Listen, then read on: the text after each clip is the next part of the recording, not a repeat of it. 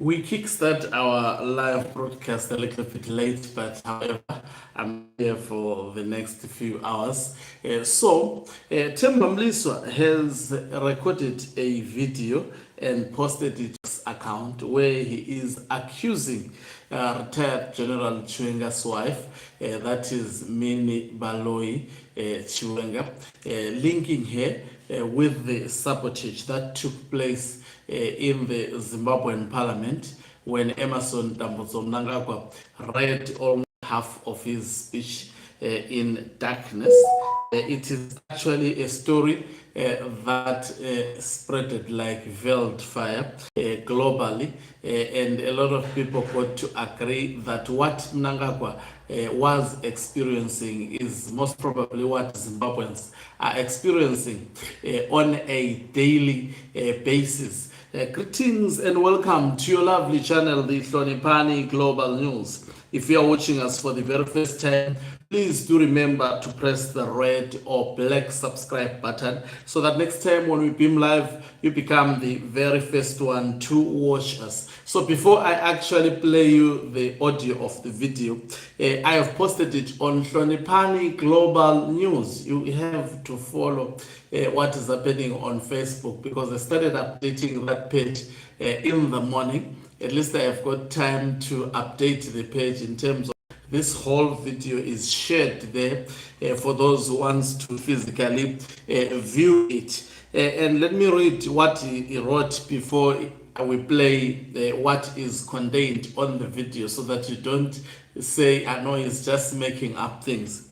So he says, in an environment of naked ambition and explicit overtures to grab power, the president is faced with the clear task of safeguarding his position as an elected leader. Temba. Many have discarded the humility of waiting and now seek to engineer their own path to power. The recent parliament power cut, the second such sabotage, in as many visits, they should serve as a wake-up call for him to override the natural inclination to be merciful and considerate.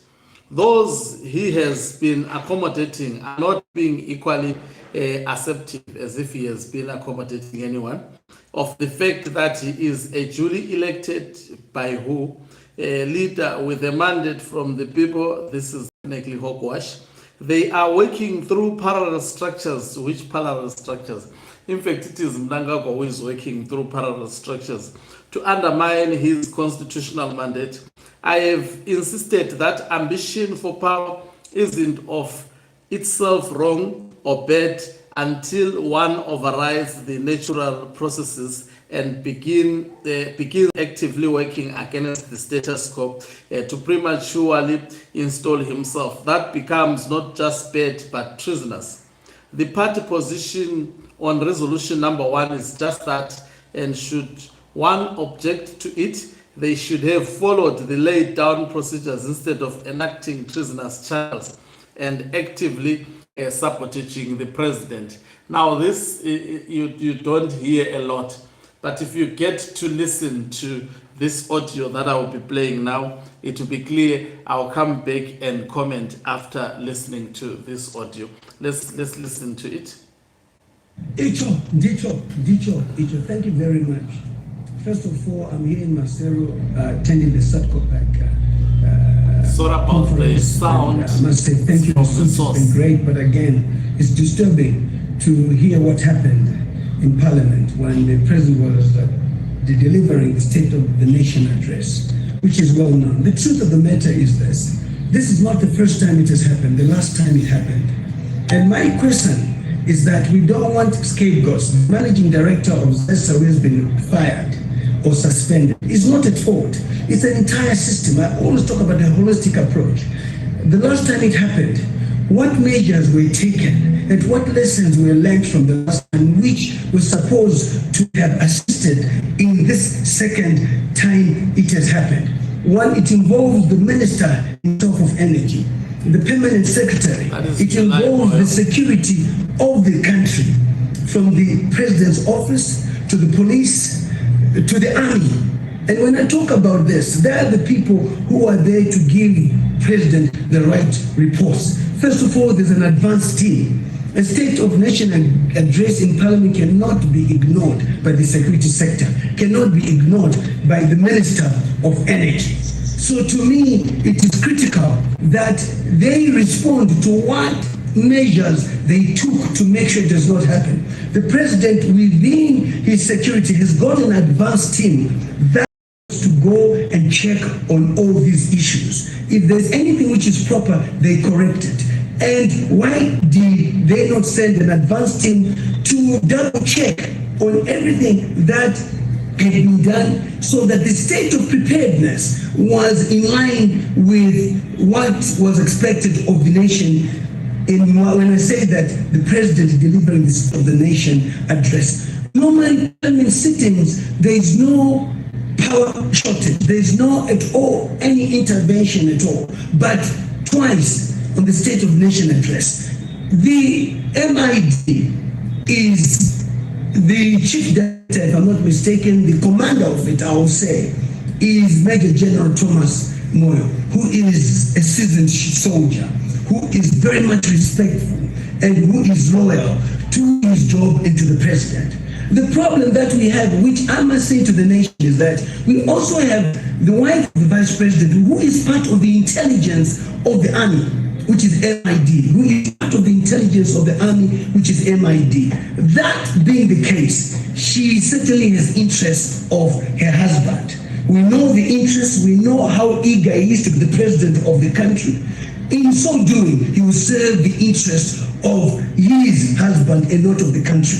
She is running a parallel structure, and it is important that the my expose of my passport and boarding card, which was done on social media by Ali Naka, came through her. She has been doing that. But what is also important is that the commander of MID certainly does not tolerate her. In not tolerating her, she's able to run a parallel structure. You cannot have a parallel structure from a security perspective. I had already suggested and proposed that she cannot be in office being the wife of the vice president, because already there's compromise. When people see her, they see the vice president. How do you expect them not to take instructions from her? Because if you don't take instructions from her, you are fired. Why is it taking long to retire and to carry on with charity work? This is very important, and for as long as this is not attended to, these issues will continue. There is a parallel structure which is being run from a security perspective. The commander, Major General Thomas Moyo, is not part of that parallel structure. But what can he do when there's a parallel structure? What can CIO do when there's a parallel structure? What can the police do when there's a parallel structure? It is important that at national security level, the president is briefed about this and measures are taken. This was a sabotage. Parliament has nothing to do with it. The speaker has got nothing to do with it. And we need to see the heads rolling. This managing director, Gurapira, who has been suspended, is a scapegoat. The Minister of Energy must also answer, what briefing did you get from your subordinates? The president going to Parliament, it becomes priority to the security sector, priority to the Minister of Energy in terms of state of preparedness. So I am challenging, and I'm saying he's a scapegoat. He cannot go along. He is a CEO, he is a chairman of the board, there's a permanent secretary, there's a deputy minister, there's a minister.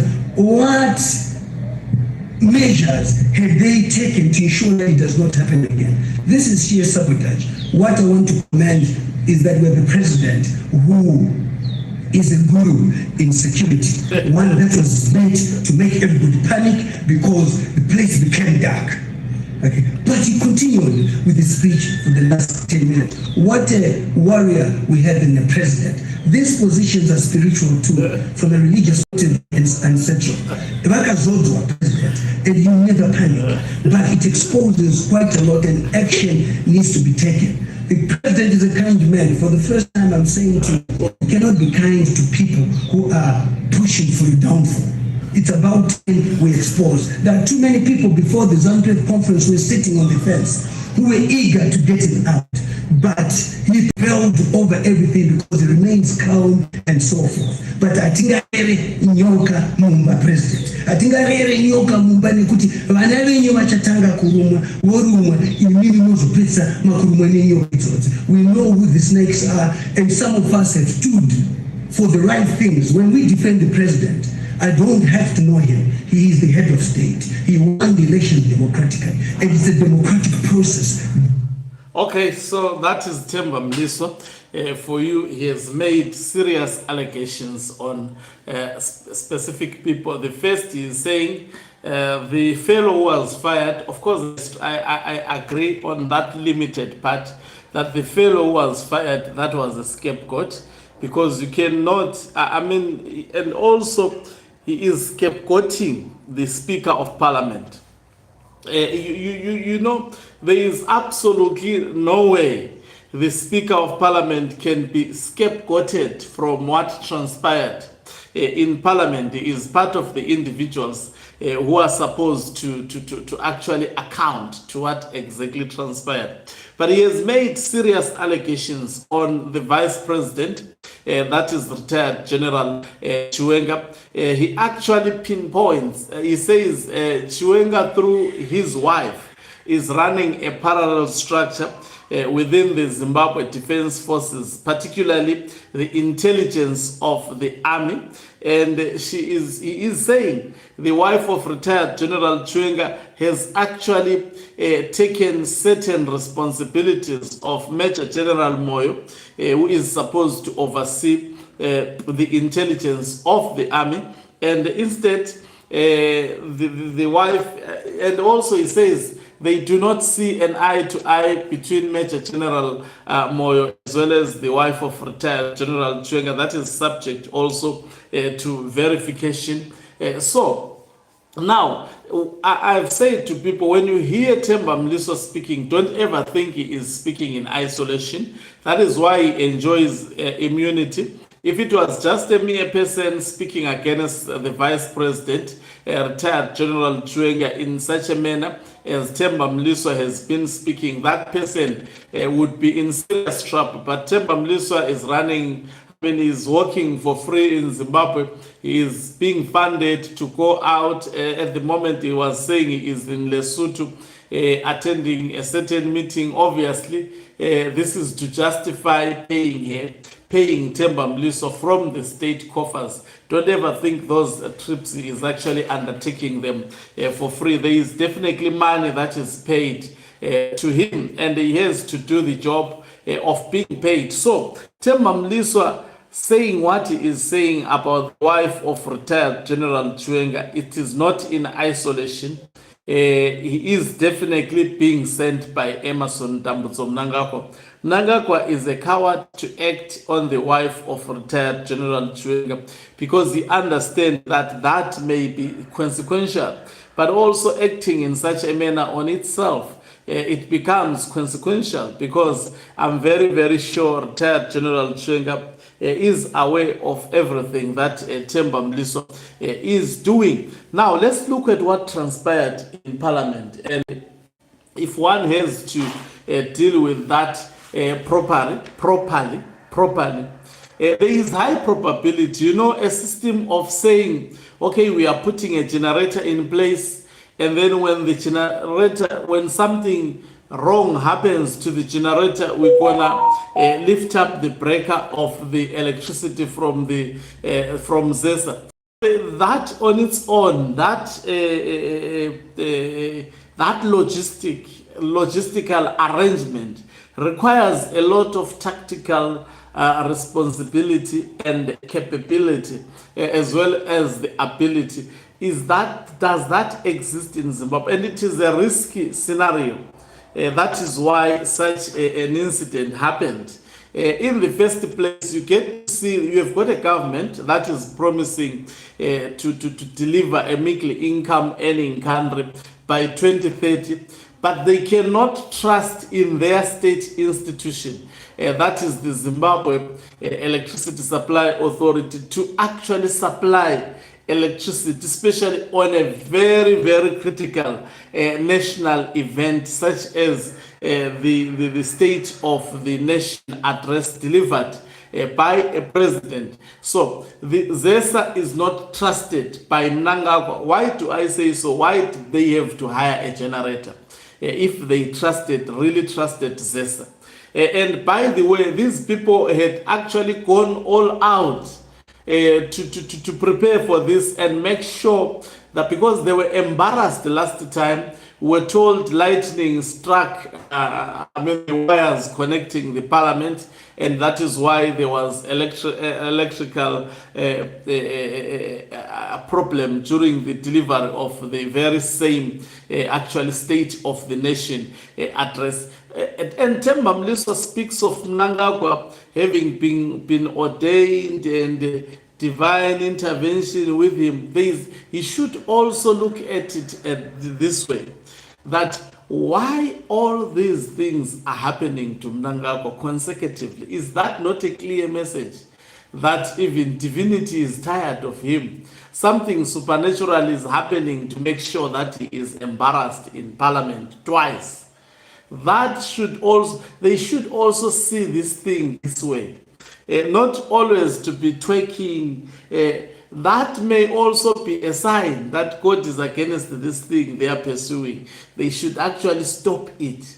Why do they have to put God in terms of Mnangagwa continuing suppressing the people of Zimbabwe? I wonder how these people actually think through. I'm concerned with their actually thought process. So it's quite clear from my view, from what Temba Mliswa has just shared, that they will try. Definitely, July Moyo is in trouble. July Moyo is in trouble. Remember, Temba Mliswa, as he actually talk about these names, he is also making it quite clear that there are some individuals in ZANU-PF who are standing in the fence. Some who hoped that Emmerson Mnangagwa was going to be removed through the ZANU-PF conference. That has not happened. And we heard that they want to fire about 17 members of parliament whom they have identified.